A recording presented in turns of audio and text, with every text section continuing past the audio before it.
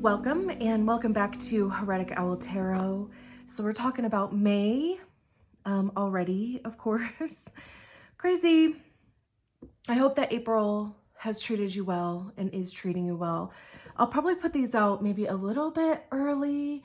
I don't know. There are some other videos that I want to create and I just am trying to get my shit together so that I can do that. So look out for those here shortly, hopefully. Also, I'm going to change up the spread that I use for the monthly readings. Really, I just have been kind of called to work with this different spread, and I think it's just going to save a little bit of time in shuffling. I don't know if that really bothers anybody. I'm sure that it doesn't. It's not like anybody has mentioned anything about it, but anyway, you know, I always kind of say it, but I allow myself to be kind of carried wherever the energy takes us. And I love an evolution process. So it is going to look slightly different. Basically what I'm going to do is I'm going to shuffle a few times. 3 is my number. So if you have a number, you know what I mean. And also drop it in the comments. But I'm going to kind of do a traditional shuffle and then just, whatever. I'm just going to shuffle the cards a few times and cut the deck twice, I think, technically.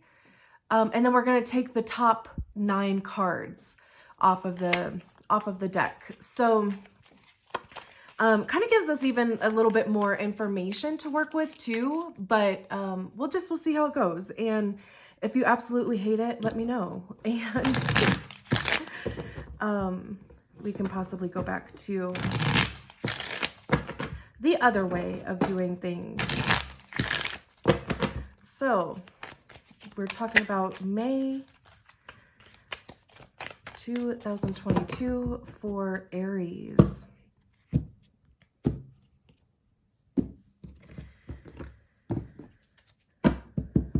And also know that I shuffle a million times between readings also. So that also just kind of saves you from having to watch a bunch of shuffling. So we have the Fool. Wow. That's quite a way to start out. Strength. The Ace of Swords. Holy cow. The High Priestess. 4 of Pentacles. Queen of Swords, 3 of Cups, 7 of Wands, and the King of Cups. Beautiful. Holy shit. And then the Page of Swords at the bottom of the deck. Okay. So obviously, like, this is a spread that we're going to be working with here. There's not necessarily, like, it's not past, present, future, current, future outcome, whatever. I mean, there's not necessarily, it's kind of like bingo where, you know, it can go sideways, it can go diagonally, it can go, we're just going to kind of pick up on all of the energies that we find in here. Basically, there is kind of a middle or a beginning, middle, end type situation. So,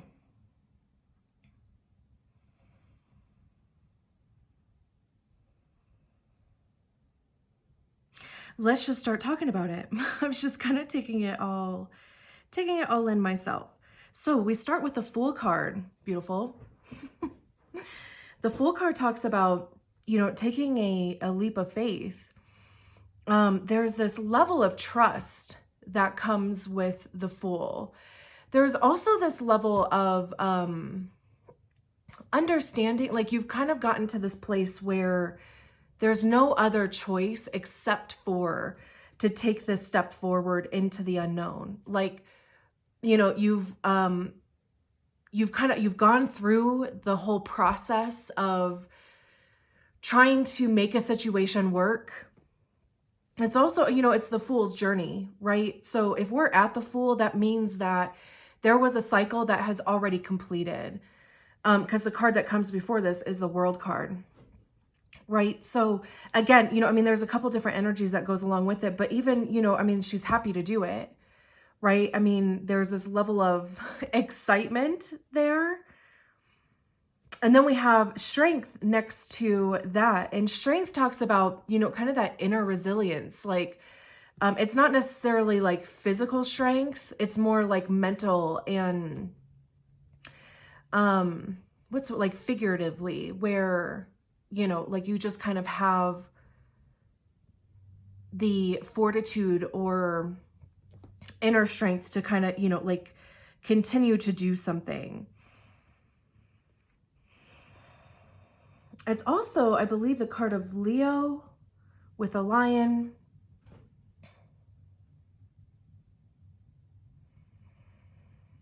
And then the Ace of Swords talks about, you know, having this kind of new perspective. There, you know, the Ace of Swords is also the sword of truth. Swords have to do with our minds, right?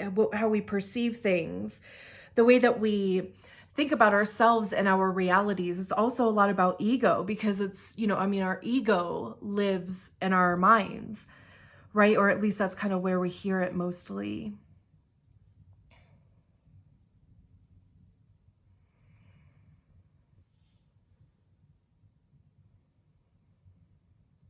So, you know, there's this message here about, this almost kind of looks like it's the same person to me too, which is interesting. Everybody else looks different, you know, but these three look to be the same person. Obviously, like, I know that they're not, but it's just kind of interesting that that's the energy that's kind of coming through. Like, you know, I mean, you are deciding to maybe kind of head into a new direction. And it doesn't necessarily have to be something major. Like, it doesn't have to be like a complete 180. It can, but it doesn't have to be. And it's also kind of something about the way that you are kind of perceiving your situation.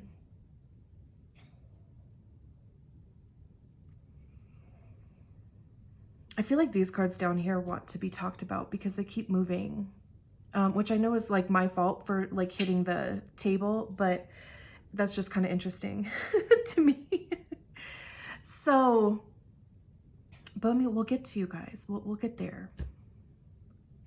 And then we have the High Priestess, the Four of Pentacles, and the Queen of Swords. And, you know, the Four of Pentacles is kind of the central energy to all of this. So there is this level of discipline and, you know, the Four of Pentacles talks about maybe holding on a bit too tight. It also kind of talks about budgeting. It talks about, you know, like maybe not wanting to give too much away because you're afraid you're not going to have enough for yourself.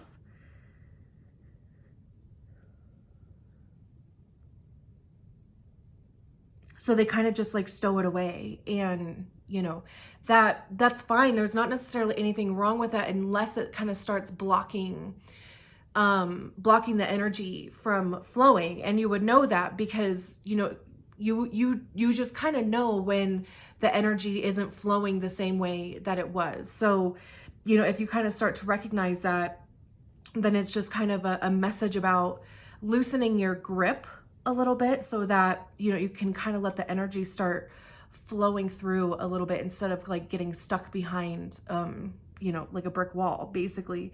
But the High Priestess talks about, and I love that she's kind of doing this tarot reading here, and that's exactly what we're doing, right? I mean, this could be a new direction that you're heading in here. Like, you know, you could be deciding to build a business or build something based on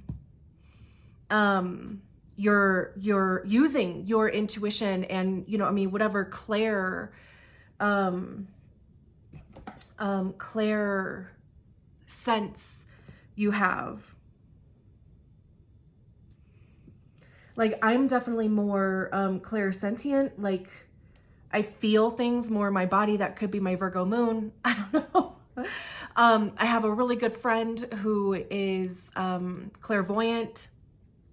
So, you know, I mean, maybe even look into those if you haven't already. I'm sure you probably have. If this is something that you're thinking about doing. But, you know, the High Priestess for me is, you know, really being in touch with our higher self. It's really being in tune with our star player.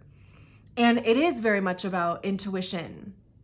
And it's very much about, you know, kind of following our own guidance system.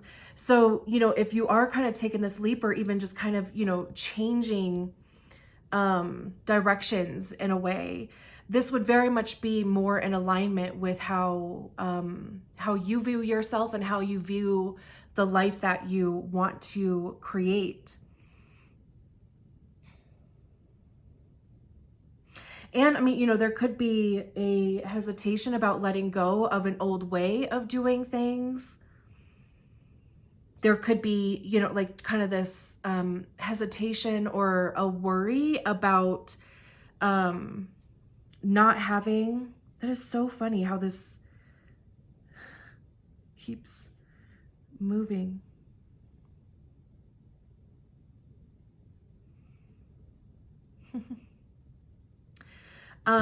So yeah, you know, there could be just a worry about, you know, like what it's going to look like.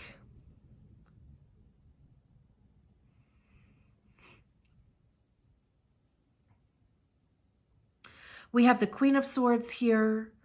You know, and I keep seeing lately the Queen of Swords being depicted with like ice and almost being a bit like cold-hearted. And I've never really seen her that way.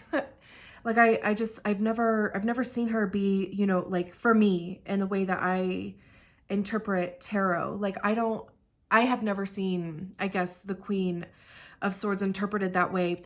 If that is a message, I mean, you know, like, you know, this worry here could be causing you to be a bit more hardened in heart.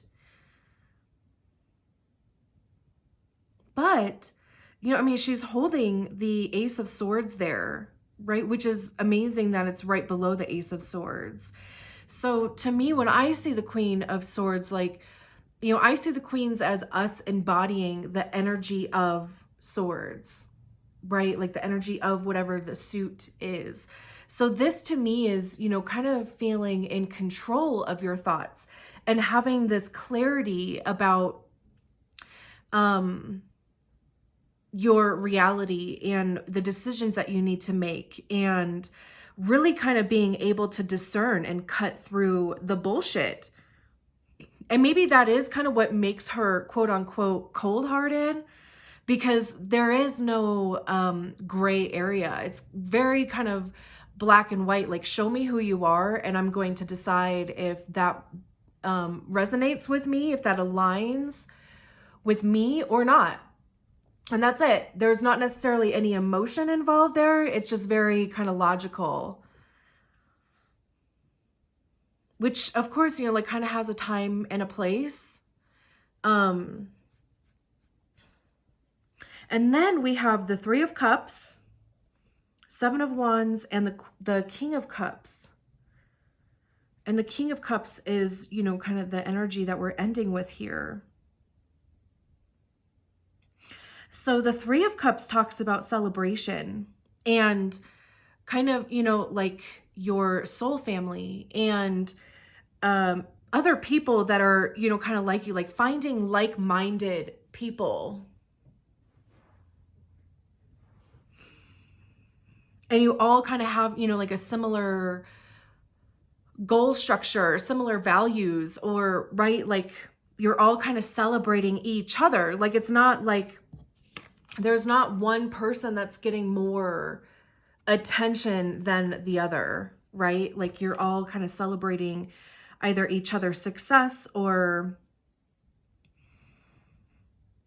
this could even be, you know, like your community celebrating your success, or even your community recognizing you. Like, you know, if you have a business, or if you are, you know, kind of trying to start something on your own, like build a business yourself. This could be, you know, just a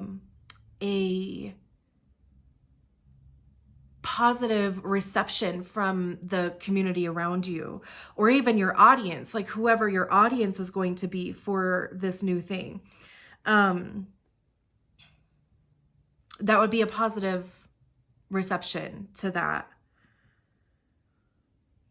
And then the Seven of Wands talks about, you know, the wands are very much fire, right? So very much your element.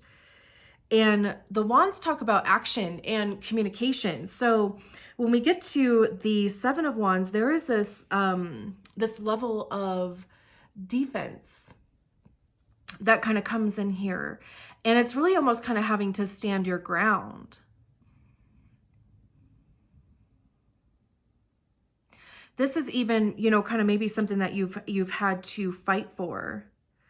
Like really, you know, kind of be resilient and just almost, again, like going back to this Fool card that I was talking about, having this level of trust that what you are doing, because it resonates with who you are.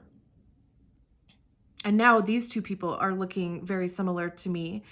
But it's knowing that whatever this service is that you're offering, or whatever it is that you are embodying or offering, it is correct.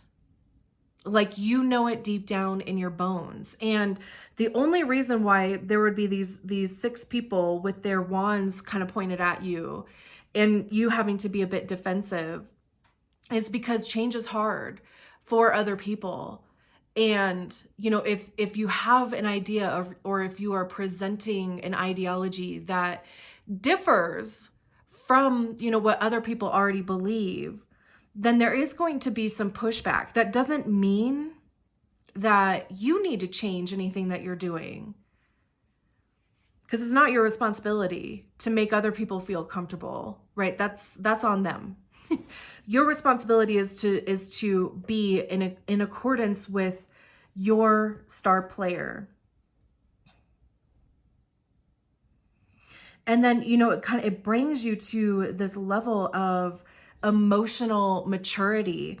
The King of Cups is also very intuitive, very, you know, I mean, he's been described as being psychic, empathic.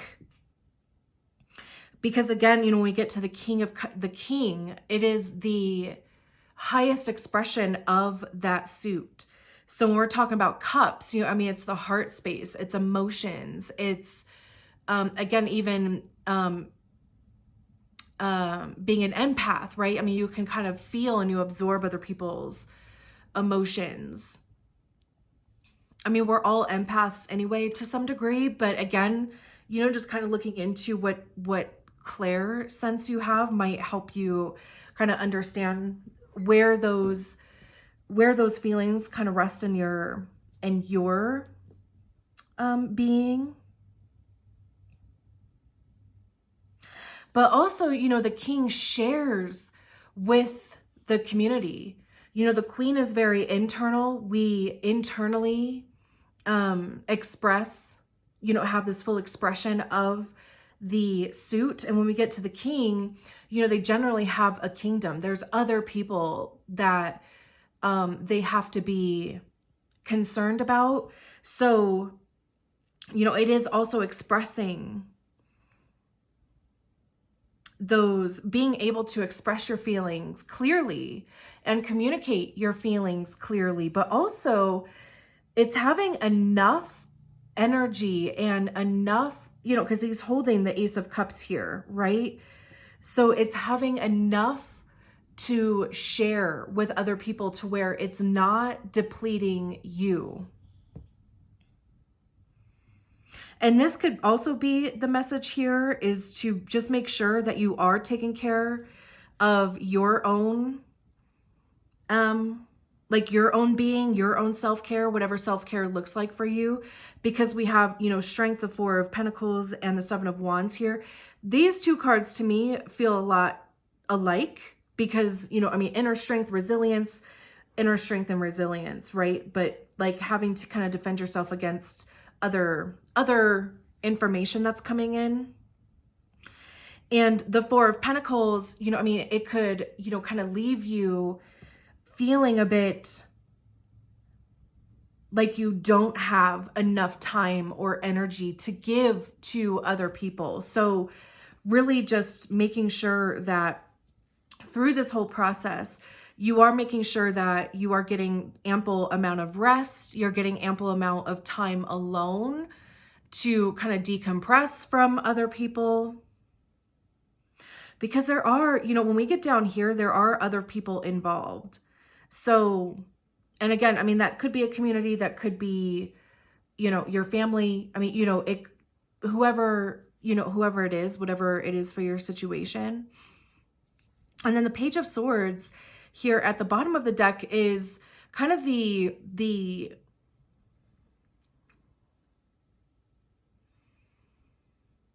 I always kind of think of the pages as being like the apprentices, like they're learning and kind of getting their foundation under them. I mean, you can kind of see in this depiction here that there's these books on the floor. So it's really kind of using the knowledge that you have and starting to put it out there so that you can kind of help other people learn. But it also, in doing so, like by using the language of a thing, like for tarot, for instance, right? Like using the language of tarot, you just kind of learn to explain it better. You even kind of like gain new perspectives on each kind of energy that comes with a tarot card. So it's a lot about training and newness, almost like baby steps, you know. But again, you know, holding the Ace of Swords there. We have the World card underneath that too. And I was talking about the World card in relation to the Fool. It goes, you know, from Fool to the World card. And then, you know, back, once you get to the World card, you're right back to the Fool, you know, like there's this kind of never ending cycle of learning stuff. I also love how this shirt is the same pattern as that cape there. So, you know, it's again like kind of this energy of embodying this new perspective or this new inspiration, this new idea even. Now you're starting to embody it and you're starting to share it with other people.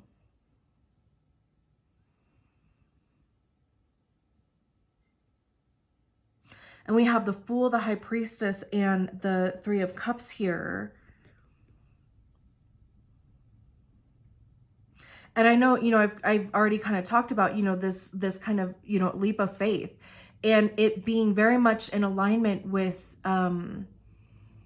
you and your idea of yourself and how you want to be perceived and how you want to express yourself to the world. And again, like just this celebration, whether that is, you know, within the community that you're in or the community that you will be in, because, you know, like once you kind of start expressing yourself authentically, then it's kind of like, you know, it's like, what's that lighthouse, you know, like that light starts beaming and other people are attracted to it because they recognize themselves in you, or they recognize that you have the ability to express yourself authentically and they want to learn how to do that too.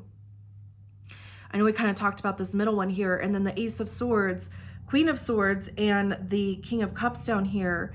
I mean, these could be two different people. It doesn't have to be a man and a woman. It's just, you know, kind of the expression or the energies of the cards. This could be somebody who is a bit more like internal and very kind of heady, like very logical, very, you know, very much in their head. This could be somebody who expresses himself, like able to express themselves emotionally and easily. This could be who you are becoming. Like you could be, you know, this new kind of perception or idea that you have of yourself. Because I mean, you could have been doing some pretty heavy diving into your own being, right? And like really kind of digging through like who you are and how you became who you are and all of the things, right? So, you know, this could be even just a progression of you, like, you know, having this new idea, new inspiration here. And then you get to a point where you embody that. Like you have a clear vision of who you are. You have a clear vision of where you're going. You have a clear vision of how you want to be expressed, right? And then that kind of gets you to a point of feeling just emotionally fulfilled. You are filling your own cup here, right?